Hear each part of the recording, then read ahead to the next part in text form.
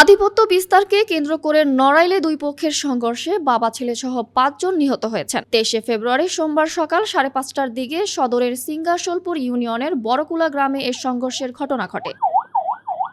Police ও স্থানীয় সূত্রে জানা গেছে, সিঙ্গাসোলপুর ইউনিয়নের সাবেক চেয়ারম্যান খয়ের গ্রুপ ও খলিল গ্রুপের মধ্যে দীর্ঘদিন ধরে বিরোধ চলছিল।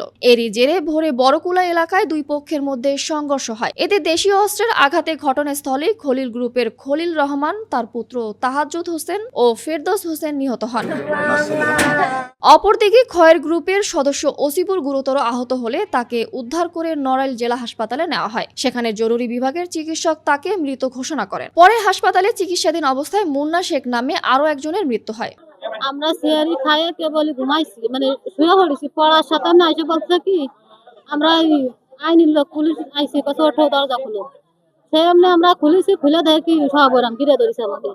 আমরা সব শুয়ে শুয়ে পড়েছি, সেইভাবে আমাকে ধরে করেছে, মারামারি করেছে। আমাকে কেউ নেই, এরা 3 বাপ 2টা। আমরা ওর ফাঁসি চাই, এর ফাঁসি চাই। বহুত কিছু করতেছে, একটা ইউনিয়নের চেয়ারম্যান, ও তো এর সংশোধন করে দেবে চেয়ারম্যান, ওকে এইসব পারবে?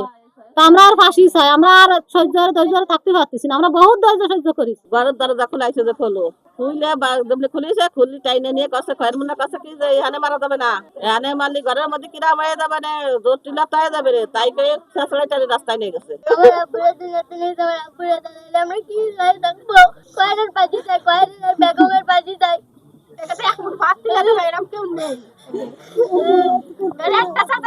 হাসপাতালে সে মারা কি বাসে তা পাওয়া যায়। মামুন আব্দুল্লাহ